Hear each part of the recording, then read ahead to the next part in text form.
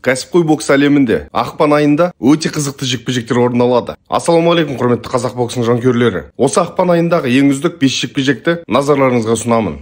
5-ші орынға Шакур Стивенсон мен Флойд Скофилд арасындағы кездесуді қояр едім. Жалпы жекпе-жек ретінде олардың жекпе-жегі топ 5-ке кіруге мүмкіндіктері төмен жекпе-жектердің бірі. Дегенмен Шакурдың бүгінгі күнде боксшы ретінде қаншалықты мықты екенін бокс жанкүйерлері жақсы біледі. Сондықтан да қос жеңіліс дәмін татып көрмеген америкалық боксшылардың жекпе-жегін үздік 5-ке кіргізуді жөн санадым. Олардың кездесуі 61 келі 200 грамм салмақ дәрежесінде 12 раундқа жоспарланатын болады. Шакур бүгінгі күнде WBC тұжырымы бойынша осы салмақтағы әлем чемпионы. Олардың жекпе-жегі ақпан айының 22-сінде Сауд Арабия астанасы Эр-Риядта өтетін болады. Жалпы жекпе-жекке келетін болсақ, Скофилд Шакурға қандай да бір қиыншылық әкелетін қарсыластардың қатарында емес. Бұл салмақта Скофилдтен таланттырақ, өте мықтырақ жігіттердің саны өте көп. Бірақ кәсіпқой бокста 18 жекпе-жек өткізіп, барлығында жеңіске жеткен Флойд Скофилд бүгінгі күнде WBC тұжырымы бойынша міндетті үміткер ретінде шашалаңға көтерілетін болады. Жалпы жекпе-жекке келетін болсақ, Шакур бұл кездесуде еш қиналмастан жеңіске жетеді деп ойлаймын. Негізгі ойым ұпай санымен жеңеді. Ал егерде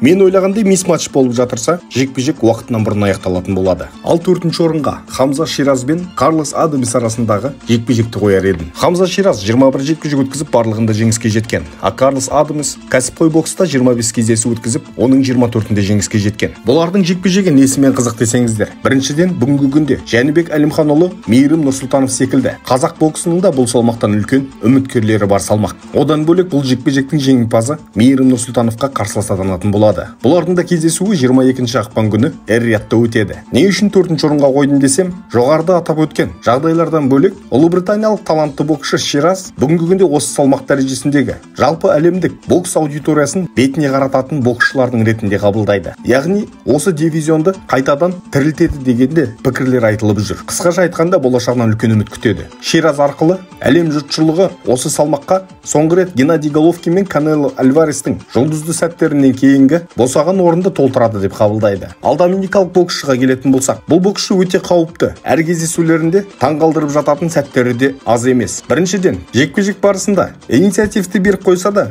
спортта жасауын тоқтатпайды. Ал екіншіден, солақай және оңқай сәредде бокс есе алады, яғни стойкада. Қарсыластарын жаңылту мақсатында. Стиль жағынан келетін болсақ та, өте қызықты жекпе-жек. Әрі осы үшін де бұл жекпе-жектің қандай сценарийде өтетіні баршасына беймәлім деп ойлаймын. Адаместің Шираздан қарағанда жекпе-жек барысында 5-6 келі салмақ дәрежесіне ауырлау болатыны сөзсіз. Және ол оны тиімді пайдаланып, өз пайдасына шешуі де мүмкін. Жарайды, жекпе-жекте оны көретін боламыз. Менің ойым бойынша, бұл жекпе-жектің жеңімпазы ретінде Ширазды көремін. Ұпай санымен жеңіске жетеді деп ойлаймын. Ал 3-ші орынға 61 келі 200 грамм салмақ дәрежесінде WBO тұжырымы бойынша әлем чемпионы атағы сарапқа салынатын кездесу. Украиналық Денис Беренчик бүгінгі күнде 19 жекпе-жек өткізіп, барлығында жеңіске жеткен. Ал чемпиондық белбеуге үміткер америкалық проспекттердің бірі Кейшон Дэвис. Ол да кәсіпқой бокста 12 жекпе-жек өткізіп, барлығында жеңіске жеткен боксшы. Денис Беренчик баршамызға Олимпиада ойындарының күміс жүлдегері ретінде есте қалған болар. Сонау 2012 жылы Украина құрамасының жұлдызды құрамасындағы боксшы. Бірі білсе, бірі білмес. Денис Беренчикпен менде шашалаң төрін бөлісіп, тәжірибе алмасқан сәттерім болған. Украинада өтетін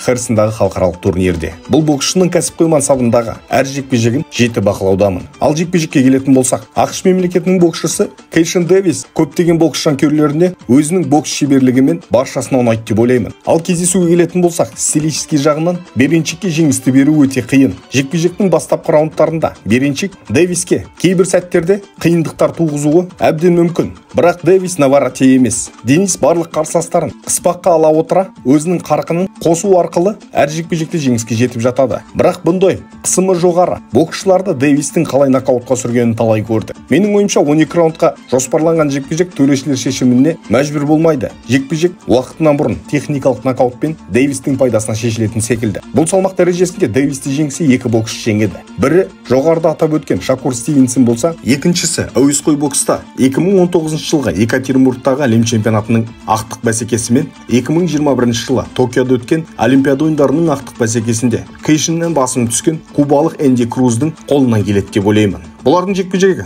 осы ақпан айының 14 күні ақш-тың Нью-Йорк қаласында өтетін болады. Ал екінші орынға Верджил Ортис пен Исраил Мадримовтың жекпе-жегін қояр едім. Бұл жекпе-жекте 22 ақпан күні Эр-Риядта өтетін болады. WBC тұжырымы бойынша уақытша әлем чемпионы атағы 69 келі 900 грамм салмақ дәрежесінде сарапқа салынады. Бұл жекпе-жек мен үшін өте күтілімі жоғары, қызыққа толы кездесу болары сөзсіз. Голден бойдың басты үміттерінің бірі Верджил Ортис өзінің жеңісіне сенімді, ал Исраил да жайдан-жай шашалаңға көтерілмейді. Бұл боксшының да өзінің айтары бар боксшы екенін Теренс Кроуфордпен өткен жекпе-жекте көрсеткен болатын, яғни дәлелдеген еді. Бұл жекпе-жек қос боксшы тарапынан да көптеген энергия ысырап кететін жекпе-жек болады. Рекордтық соққылар саны, жанкештілік жағынан да, стилистикалық жағынан боксшылар жылдың ең үздік кездесуінде ұйымдастырып беруі әбден мүмкін. Әсіресе Мадримовтың стилі Ортиске қарсы өте қызық жекпе-жек. Менің ойымша Исраилге Кроуфордтан қарағанда Ортиспен жекпе-жек өткізу қиынырақ болады деп есептеймін. Мадримовтың командасы өткен қателіктермен жұмыс жасап, оның стилін кішкене болса да Triple G-ге ұқсататын болса, Мадримовте жеңіске жетуге мүмкіндік бар. Өзбек ағайындардың жанкүйерлерінде, боксшыларында қатты құрметтеймін. Бұл спорт, бірақ әркімнің өзінің ойы бар. Менің ойым бойынша бұл жекпе-жектің нәтижесі Ортис 12 раундқа жоспарланған жекпе-жекте соңғы чемпиондық раундтарда уақытынан бұрын жеңіске жететін секілді. Бірақ Мадримовке жанкүйер боламыз. Ал ақпан айының ең үздік жекпе-жегі нөмір 1 орында әрине Дмитрий Бивол мен Артур Бейтербиев арасындағы кездесу. Ол жекпе-жекте 22 ақпан күні Эр-Риядта өтетін болады. 79 келі 400 грамм салмақ дәрежесі бойынша қарымта кездесу абсолютті чемпионды анықтау мақсатында. Канада туының астында өнер көрсететін шешен ұлтының боксшысы Бейтербиев қандай жағдай болмасын, кім не демесін, өзінің ең мықты боксшы екенін осы салмақта дәлелдеді. Биволмен өткен алғашқы кездесуде 40 жасар Бейтербиев осы салмақтағы ең мықты боксшы. Биволмен өткен кездесу оның чемпиондық раундтардағы әр сәт сайын қосып отырған қарқыны, соққыларының дәл тиюі, қарсыласының шыдамдылығын бұзуы үлкен нәтиже. Және де ол соның арқасында жеңіске жетті. Жекпе-жек біткен бойдан әрине бәріміз Биволдың жеңісін көргендей сәл қателіктерге бой ұрған сәттеріміз де болды. Себебі Биволдың ілесалы жасаған жарқын сәттері көз алдымызда болды. Бірақ 40 жасар Бейтербиевтің соңғы чемпиондық раундтардағы қарқынын ұмытып кеттік. Менің ойымша ол кезде Бивол өз жеңісіне сенімді болмады. Жекпе-жек барысында өзінің күшін, өзінің шыдамдылығын 12 раундқа толықтай есептемегенінен ақ көрініп тұрды.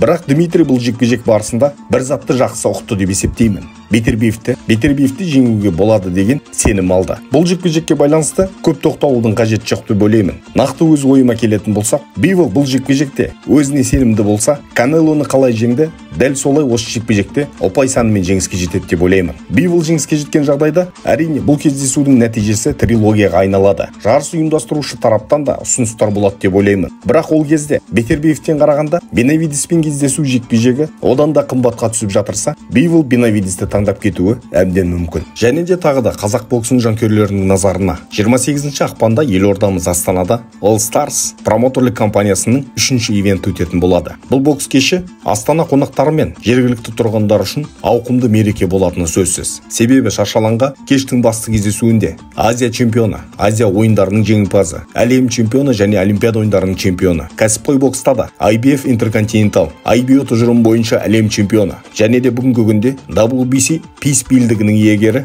Данияр Елеусінов көтерілетін болады. Кештің басты кездесулерінің бірінде қазақстандық танымал кәсіпқой боксшылардың бірі Әли Ахмедов бұрындары 72 келі салмақ дәрежесінде Джейкобс секілді даңқты боксшылармен шаршалаң төрін бөліскен польшалық тәжірибелі Мацей Сулецкиймен шаршалаңға көтерілетін болады. Және олардың кездесуінде WBC Silver екінші санатта саналатын әлем чемпионы атағы сарапқа салынады. Жалпы бокс кешінде WBC тұжырым бойынша Азия чемпионы, UBO тұжырым бойынша әлем чемпионы Нұртас Әжбенов және де WBO Global чемпионы Али Балуевтарда кештің басты кездесулерінің бірінде өнер көрсетеді. Бүгінгі күнде билеттер сатылымда. Билеттерді сатып алу үшін All Stars парақшасында толық ақпараттарға куә бола отыра тапсырыс бере аласыздар. Парақшаларын белгілеп кеттім.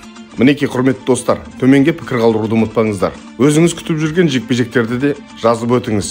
Және де 28 ақпанда өтетін елордадағы кәсіпқой бокс кешіне байланысты да сіздердің пікірлеріңіз маңызды. Жеңіс сәттеріміз көп болсын. Қазақ бокс жасасын.